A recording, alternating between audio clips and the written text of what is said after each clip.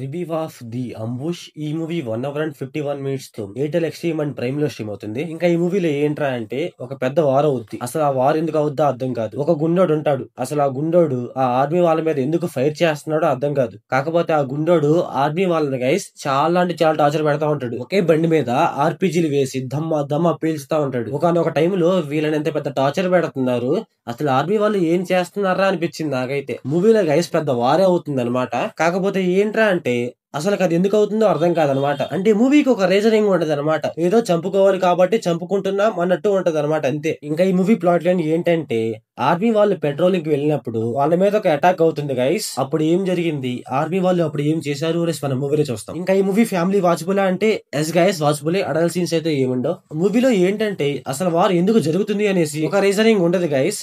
కాకపోతే ఏంటంటే మూవీ అక్కడక్కడ కొంచెం ఎంగేజింగ్ గా ఉంటది. మూవీలో ఉండే విజువల్స్ కానీ, గ్రాఫిక్స్ కానీ, లొకేషన్స్ కానీ గైస్ చాలా అంటే చాలా బాగుంటాయి. ఇంకొకటి ఏంటంటే గైస్ విలన్స్ ని ఎంత మందిని చంపినా గానీ వాళ్ళైతే చావరు మామ. ఆర్మీ వాళ్ళైతే కాల్చుతానే ఉంటారు. ఒక పెద్ద హెలికాప్టర్ వచ్చి వాళ్ళందరినీ చంపేసిద్ది అనమాట బాంబులేసి. అప్పుడు కూడా వాళ్ళు చావరు, ఇంకా కాల్చుతానే ఉంటారు వాళ్ళందరినీ. మూవీలో గైస్ అక్కడక్కడ అయితే చాలా అంటే చాలా అల్లాజిక్ సీన్స్ ఉన్నాయి. వాటన్నిటి గురించి మాట్లాడలేం కానీ మూవీలో విజువల్స్ కానీ, ఫైట్స్ కానీ, ఫైరింగ్ కానీ చాలా అంటే చాలా బాగుంటాయి గైస్. మూవీలో వార్ అండ్ ఫైట్ పరంగా అయితే మిమ్మల్ని ఎంగేజ్ చేసేది గైస్. ఏంట్రా అంటే మీకు వార్ రిలేటెడ్ మూవీ సిస్టమ్ అయితే ఒకసారి ట్రై చేయండి గైస్. మూవీ ఎలా ఉందంటే నాకైతే యావరేజ్ అనిపించింది guys. So thanks for watching guys. మన ఛానల్ కి ఎవరైనా కొత్తగా వస్తే ప్లీజ్ డూ సబ్స్క్రైబ్.